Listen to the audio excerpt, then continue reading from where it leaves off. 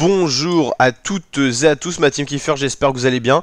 Aujourd'hui pour cette nouvelle vidéo, on se retrouve pour la présentation complète de l'étape 12 du Giro d'Italia 2023.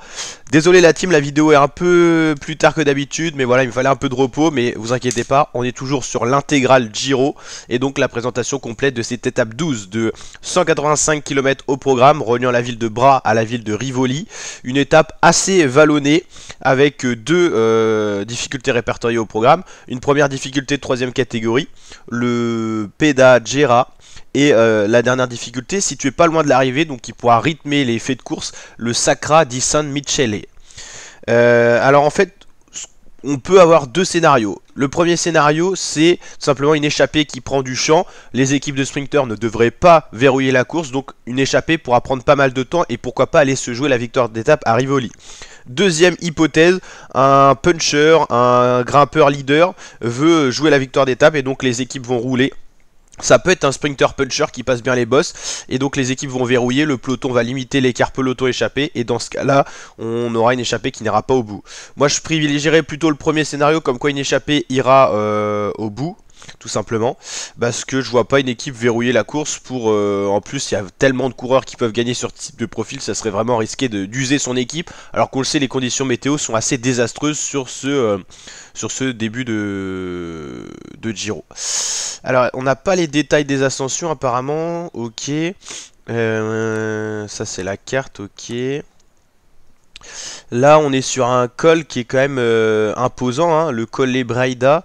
Je pense que là les leaders vont peut-être se jouer quelque chose. Alors le sommet est loin de l'arrivée, faut le dire quand même, on est à une vingtaine de kilomètres, 25 km exactement de l'arrivée, mais il peut y avoir des dégâts et la seconde partie a l'air pas mal pentue.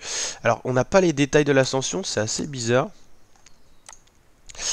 Ok, là on a des détails, il nous explique tout, mais il nous explique pas la difficulté du jour. Alors, ah bah voilà, ok, elle est là, autant pour moi. Donc voilà, ça c'est là, c'est 9,8 km à 7% de moyenne, donc ouais, non, même là les sprinter punchers auront du mal à passer, donc ouais, là je privilégiais vraiment le premier scénario où l'échappée ira au bout, je pense, et dans un deuxième temps on aura peut-être le général qui va se jouer un petit peu. Un Roglic peut tenter d'attaquer et faire la descente à bloc, après il lui reste pas beaucoup de kilomètres à faire sur le plat, il est bon contre la montre, pourquoi pas, hein. Un coureur comme ça peut largement utiliser ce genre de profil d'étape, surtout qu'il n'y a pas énormément de montagnes, on en a parlé cette année, donc pourquoi pas un Roglic offensif pour aller essayer d'aller titiller Geraint Thomas. Roglic il a que 2 secondes de retard sur le maillot rose, Almeida en a que 22, il roule bien aussi, donc pourquoi pas attaquer dans la côte si jamais il le sent. On va justement récapituler un petit peu le général, on va en profiter pour regarder un petit peu ça. Voilà, c'est trop chiant le site quand ça fait ça.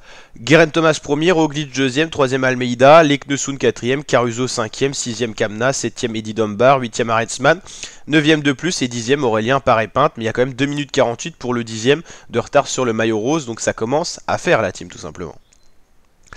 Voilà, on retrouve Thibaut Pinot 14ème, il a bien remonté, c'est par rapport à tous les abandons, celui-là de Tao Gegenhardt, celui-là de Rigoberto Urán, celui-là de Remco Evenepoel, on les cite même plus parce qu'il y en a eu tellement, la chute de Pavel Sivakov qui a bien reculé dans le général, enfin c'est un sacré Giro, au niveau Covid et chute c'est assez impressionnant.